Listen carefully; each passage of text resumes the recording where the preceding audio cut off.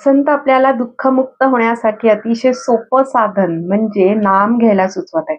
18 पुराणाचे पोटी नामाविण नाही गोठी. म्हणजे 18 पुराणं जरी जरी चालली तरी सुद्धा त्यात नामाहून सर्वश्रेष्ठ साधन सापडणार नाही.